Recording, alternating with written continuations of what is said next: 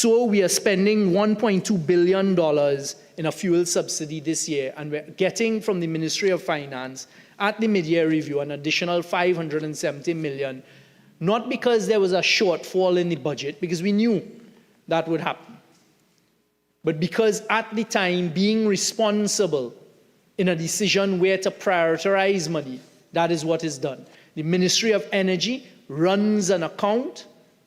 It is a running account as the fuel subsidies come in. Because you see, we don't set fuel prices globally.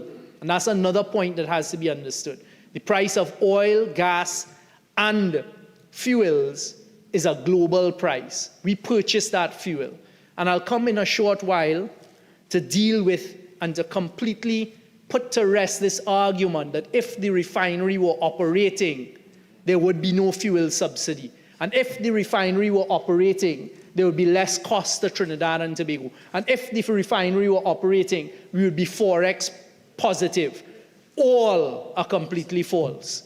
And to put that to rest immediately, I can use some historical data as to what this country, with successive governments, have spent on fuel subsidies. Because you have a decision. You have $5,000 to run a household. Do I spend $4,000 gambling it away and have $1,000 for the rest of the family? Do I spend $4,000 out of that $5,000 going off on vacation? And when we come home, we have less food. I can't send the children to school. If I need drugs, pharmaceutical drugs, I can't do that. I can't pay for the children to go to the doctor. That is not how you do it irresponsibly. And worse yet, have a governance structure where out of that 5,000, 3,000 goes missing and is spirited off, as we've seen in previous administrations. So let's start. In 2008, this country spent $3 billion in fuel subsidy. Could that money have been used in different ways? The truth is, in 2008, oil production, gas production was high and prices were high. Let's go to a midpoint. In 2012, the fuel subsidy spent was $2 billion. In 2013, $4.9 billion. In 2014, $7.2 billion spent in fuel subsidy. That would be a whole education budget and national security budget together wrapped in one, and another ministry. 2015, $5 billion spent in fuel subsidy. I pause. Those were all years where the refinery was open, it was in operation, oil production was higher than it was now. So why were we spending all of those billions on fuel subsidy at that point? So that puts to rest immediately the submission I've heard made by those on the other side and those outside who continue to hold on to the argument that the refinery, if it was still operational, there would be no fuel subsidy. Look at it. 2013, $5 billion, 4.9. 2014, 7.2 billion, and 2015, 5 billion.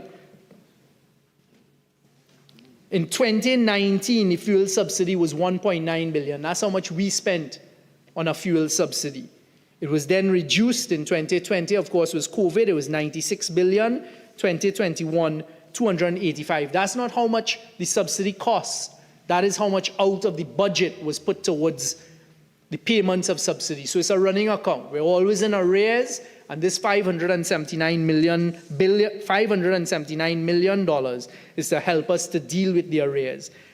2022, we spent $1.6 billion in fuel subsidy, and 2023, $1.8 billion in fuel subsidy. So, Mr. Vice President, one can see immediately that even when the refinery was open, the fuel subsidy was running into the billions of dollars.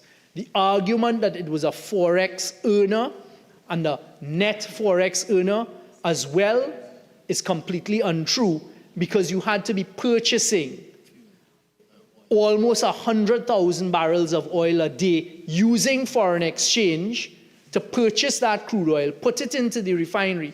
And then one of the things people constantly overlook is in the sale of products. The majority of the sale in products don't earn foreign exchange because the refineries refine products had to service and be sold for the domestic market. So don't listen to those who will try to mislead you that it would be a net forex earner.